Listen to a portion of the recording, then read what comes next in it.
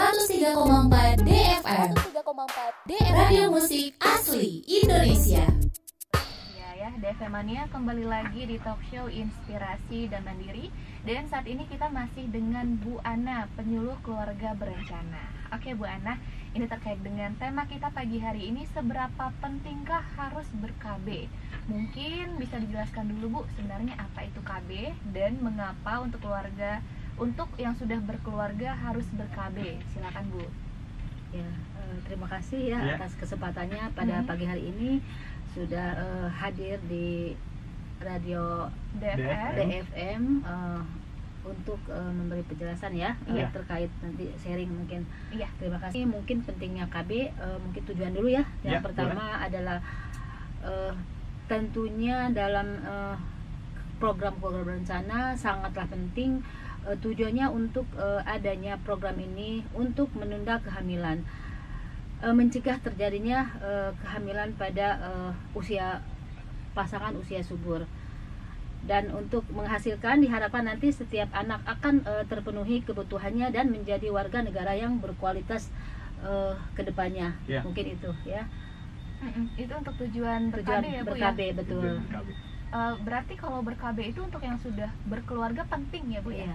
Penting sekali karena untuk menjaga kehamilan, apalagi kalau untuk usia muda ya, sangatlah penting untuk menjaga jarak kelahiran. Di situ antaranya antara 2 tahun sampai 3 tahun itu sangat bagus gitu untuk alat reproduksi perempuan. Nah, kalau tidak kita atur nantinya mungkin akan merugikan kaum perempuan ya nantinya ya. Berarti itu memang disarankan untuk kesehatan perempuannya juga ya Bu ya? Terutama untuk alat reproduksi perempuan ya. Siap. Ini terkait dengan macam-macam atau jenis-jenis KB, ini ada apa aja sih Bu yang sudah ada di Indonesia? Di antaranya untuk alat-alat kontrasepsi di sini macamnya ada yang 2 ya, jenisnya itu hormon dan non hormonal. Ya, dan di situ juga ada disebut alat kontrasepsi MKJP, itu alat kontrasepsi jangka panjang. Antaranya ialah spiral yang biasa disebut IUD ya, bahasa kitanya itu spiral, itu yang dipasang di mulut rahim perempuan ya. Terus yang kedua adalah suntik, itu yang hormonal. Nah, suntik dan pil itu jenisnya hormonal ya. Nah, untuk jenis yang MKJP itu bisanya vasektomi atau steril kaum pria ya, operasi pria. Dan yang untuk perempuan itu bahasa medisnya tubektomi, itu operasi wanita ya, MOW, metode operasi wanita. Dan ada yang sangat sederhana adalah kondom ya untuk KB pria itu. Ya, jadi ada macamnya 7 macam ya. 7. Ada yang biasanya kalender, ada kalender tapi itu jarang dipakai ya, karena itu biasanya alami. Itu sangat rentan untuk kegagalan gitu. Nah, syarat-syaratnya nih jika ingin ber-KB ini bagi yang sudah berkeluarga, dan bagaimana cara untuk ber-KB itu, gimana cara daftarnya ini Bu? Ya, sangat mudah ya syarat-syaratnya itu. Mungkin diutamakan yang memang sudah berkeluarga ya, syaratnya itu. Dan kalau untuk di pemerintah itu sangat mudah dan pelayanannya gratis. Itu biasanya membawa KTP dan kartu keluarga atau BPJS ya. Tapi kalau di kami di Sudin PPAPP, program Sudin PPAPP itu hanya dibutuhkan KTP dengan kartu keluarga. Karena kami di Sudin PPAPP sudah MOU dengan PMB ya, itu bidan praktek swasta atau praktek mandiri. Nah, itu gratis. Itu gratis. Ya, dilayaninya gratis. Tidak sama sekali. Kalau hanya perlu membawa KTP dan kartu keluarga. Dengan kartu keluarga, dan itu pun kita biasanya ada yang memfasilitasi oleh kader, itu dibawa oleh kader ke PMB-nya. Kita udah MOU, ada beberapa bidan swasta yang kita sudah MOU dengan Sudin PPAPP. Iya, baik. Lalu nih Bu, kalau bagaimana tanggapan masyarakat di sekitar menurut Ibu nih? Apakah mempunyai nilai manfaatnya atas program KB ini Bu? Sangat ya. Yang selama ini saya jalani di masyarakat ya, di masyarakat umum, apalagi saya kan di kalangan bawah gitu ya, di kelurahan, itu sangatlah penting dan responnya sangat baik. Walaupun mungkin ada kendala-kendala sedikit, biasanya sih adalah misalnya bilang suami dulu, atau ada yang memang fanatik ya dengan agama, biasanya sih saya nggak ber-KB dulu gitu alasannya, tapi memang sih baik gitu ya alasannya, nanti Bu kita berpikir dulu gitu. Kalau untuk kendala yang signifikan sih belum ada ya, tapi yang ringan-ringan sih pasti ada, menolaknya halus gitu biasanya. Iya, tapi kebanyakan sih responnya baik sih. Kadang-kadang kita juga, saya di lapangan sendiri itu dikejar-kejar gitu. Bahkan saya kan praktik juga di rumah ya, itu sampai ke rumah gitu. Datang ke rumah, saya ingin dilayanin oleh Bu Ana gitu kan, Bu Ana. Nah kita kalau dulu kan kita sudah suka ada pelayanan di mobil ya, di mobil. Kebetulan kalau sekarang kan sudah tidak ada, belum ada lagi ya. Nah sekarang itu kita MOU dengan bidan swasta gitu. Ya, ya sangat responnya sangat baik. Sangat baik responnya. Ya, dan memang ya alhamdulillah sih. Ya kita di situ ada target juga melebihi gitu, tercapai ya. Walaupun ada kendala-kendala yang menolak, tapi itu biasanya udah anak ke-1 biasanya, atau yang memang belum pernah punya anak. Tapi kalau ulah yang ketiga biasanya responnya baik. Oke Bu Ana, ini kan kalau Bu Ana dari tim penyuluh keluarga berencana, betul. Mungkin bisa dijelaskan dulu nih Bu, seperti apa sih bentuk-bentuk penyuluhan yang dilakukan? Silakan Bu. Gitu. Alhamdulillah kami sebagai penyuluh keluarga berencana, saya di sini sudah hampir 30 tahun ya, dari 1989 ya masuknya gitu. Alhamdulillah kami sudah dibekali seperti KIE, konseling gitu ya, dan kami juga alhamdulillah PKB bidan ya. Saya juga latar belakang bidan, dan itu juga disekolahkan oleh dulu BKKBN, dan termasuknya dulu pada zamannya Pak Haryono ya, Pak Haryono Suyono gitu. Dan trik-trik kita untuk memberikan penyuluhan kepada warga atau masyarakat itu, kami mendekati tokoh masyarakat, dan di situ ada kader-kader PKK, kader Dasawisma, dan RT RW. Di situ sangat dari pihak kelurahan atau pemerintah terkait itu juga lintas sektoral seperti TNI atau apa tuh yang polisi ya, kalau polisi itu Babinsa ya, Babinmas itu kita kerjasama dengan puskesmas, kita kerjasama terutama dengan kader-kader dan tokoh masyarakat, itu yang terpenting, apalagi tokoh agama ya. Pada saat kita pengajian atau mengadakan penyuluhan di posyandu, atau mungkin ada poktan-poktan yang kita ada kegiatan seperti di BKR ya, bina keluarga remaja, kita keluarganya yang kita bina, dan situ kita ada penyuluhan untuk keluarga, untuk alat kontrasepsi gitu. Jadi terus, dan kita juga kunjungan rumah nih untuk pasangan usia subur yang pasca melahirkan, dan kita juga ada namanya, kalau sekarang itu ada pendampingan keluarga. Itu untuk caten biasanya, untuk yang akan menjelang menikah, dan ibu hamil, ibu balita, dan pasca persalinan kita ada pendampingan, kita dampingin dengan kader gitu ya. Oke, terima kasih Bu Ana untuk penjelasannya. Berarti tadi mendekati ke tokoh-tokoh masyarakat, itu yang terpenting, betul. Tokoh-tokoh agama juga, sampai ada yang door to door tadi, dari rumah ke rumah. Betul. Oke, DV Mania masih banyak yang ingin kita dengarkan tentunya. Penjelasan Bu Ana seputar tema kita pagi ini, seberapa pentingkah harus ber-KB. Dan DV Mania juga boleh kirimkan pertanyaannya via WhatsApp di 0811991034. Nah, oke Bu Ana, mungkin tadi ada yang ketinggalan satu tentang bentuk-bentuk penyuluhannya ya Bu ya. Mungkin bisa dijelaskan kembali untuk bentuk penyuluhan keluarga berencana. Silakan Bu Ana. Mungkin yang terbaru ini yang programnya Dinas PPAPP DKI Jakarta, yang belum lama ini dilaunchingkan oleh Bapak Gubernur Anies Baswedan di JIS ya, di JIS pada saatnya tanggal 16 Juli kalau nggak salah ya. Itu namanya pelayanan Pusat Pelayanan Keluarga atau disingkat PUSPA ya. Nah di situ kami sebagai bidan atau PKB bidan penyuluh keluarga bencana DKI Jakarta yang mewakili, kita ada online ya PUSPA. Jadi siapapun di situ bisa masuk pada saat kami piket. Di situ diatur jamnya, bisa konsultasi dengan via web yang PUSPA tadi ya. Mungkin yang sekarang sedang ini ya kerjasama dengan radio DPM ya gitu. Itu PUSPA, Pusat Pelayanan Keluarga untuk warga DKI khususnya, tapi untuk luar DKI juga pada saat ini bisa masuk online ya. Itu via online ya Puspa Online, ini, iya. jadi bisa menjangkup seluruh kotanya. Iya, seluruh kotanya Iya, ya, iya untuk benar. warga DKI Jakarta. Oke, nih Bu, ini kalau saya juga penasaran ingin menanyakan ini Bu, selama untuk penyuluhan ini kita sebenarnya idealnya itu ber-KB itu memiliki anak, idealnya itu berapa sih Bu? Idealnya sepertinya program keluarga berencana itu dua anak cukup ya. Ya. Kita ada lambangnya 2 anak cukup, tapi kita juga tidak membatasi ya, karena tujuannya apa keluarga berencana itu 2 anak cukup itu supaya melahirkan anak-anak masa depannya itu berkualitas ya. Tapi di sisi lain juga jika keluarga tersebut bisa menjamin anaknya itu akan menjadikan berkualitas ke depannya, itu juga tidak dibatasin ya.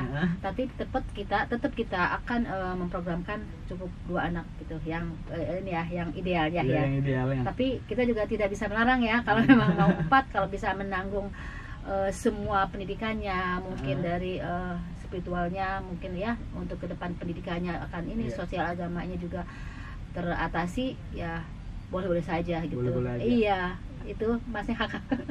Jadi kita tidak bisa melarang ya gitu.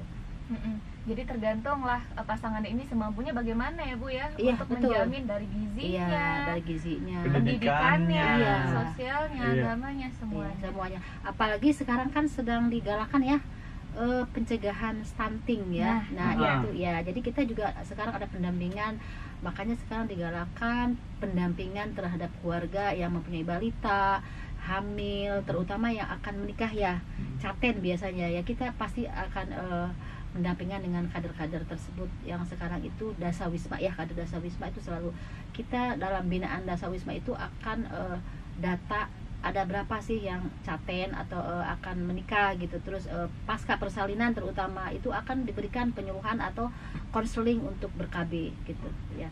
Kita tidak menyuruh ya, tapi kita konseling ya, bagaimana supaya warga itu tertarik dengan salah satu alat kontrasepsi, boleh memilih bebas gitu. Jadi tidak diharuskan harus pasang ini, harus pasang spiral atau harus ini, tapi ya monggo gitu ya, apa aja. Pokoknya kita yang penting sudah konseling KIE yang terbaik untuk keluarganya gitu. Berarti tadi idealnya itu adalah memiliki anak cukup dua ya. 2 aja. Kayak saya anaknya 2. Berarti ikut ber-KB berarti Iya, Ibu mensukseskan sendiri. program Iya. KB. Bu, ini bagaimana target PPAPP ini terhadap program KB ini nih Bu? Ya, Targetnya. kalau targetnya mungkin ya tercapai ya gini. Minimal menekan angka kelahiran ya, untuk khususnya untuk PPAPP dan DKI, dan apalagi di tempat saya mungkin ya di Kelurahan Lebak Bulus. Nah, itu akan menekan biasa berapa sih kelahiran yang setiap bulannya atau setiap harinya, itu kita akan menekan dengan adanya ber-KB. Kita akan mencegah atau menjarangkan ya, bukan membatasi ya, tapi menjarangkan angka kelahiran gitu. Jadi sehingga tercapainya penurunan angka kelahiran gitu. Iya. Iya, betul. Jadi kelahiran biasanya mungkin berapa gitu kan. Jadi dikarenakan karena ada KB ini gitu kan. Setidaknya nantinya ada batasannya. Ya, ada. Ya. Kalau tidak dibatasi nanti penduduknya melonjak terus DKI, iya kan gitu. Iya, karena kan program KB ini salah satu upaya untuk Betul. mengatasi pertumbuhan penduduk Iya, dan penduduk. akan menurunkan ya angka kelahiran jadi tidak terjadi lonjaknya gitu ya kepadatan penduduk. Apalagi kan kalau di Jakarta dari mana aja datang ya kan. Iya, benar banget. Iya. Bukan cuma masyarakat Jakarta Betul, ya Bu ya. betul. Oke, Bu Ana, ini kalau dari PPAPP ini tadi kan kalau bentuk-bentuk penyuluhannya udah, terus juga pendampingan. Nah, kira-kira ada nggak sih Bu faktor yang menghambat tim PPAPP untuk mensukseskan program KB ini? Mungkin dari masyarakatnya sendiri itu bagaimana Bu? Gitu ya. Mungkin kalau yang menghambat sekali sih tidak ada ya. Selama ini sih lancar-lancar aja, mungkin karena kami juga berkoordinasi dengan lintas sektor ya, yang ada di wilayah. Misalnya tingkatannya mungkin dari Sudin PPAPP berkolaborasi dengan tingkat wali kota, mungkin nanti dengan Koramil ya kalau tingkat ini, nanti kecamatan, tingkat kecamatan nanti ada dengan Pak Camat, dengan puskesmas kecamatan, dengan Dandramil, dan tingkat kelurahan mungkin di situ ada Babinsa, puskesmas, dan itu tadi dengan tokoh-tokoh masyarakat, sehingga untuk penyuluhan atau kegiatan-kegiatan keluarga berencana itu sangat berkolaborasi ya, dan sangat didukung oleh dari masyarakat, unsur masyarakat atau pemerintahnya itu ya berjalan dengan baik sih.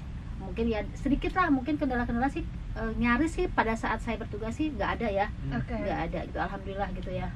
Dan kayak kami kan dari PPAP itu ada program nih keluarga berencana, itu ada bina keluarga balita, itu pun berjalan di tiap RT ya, tiap RW.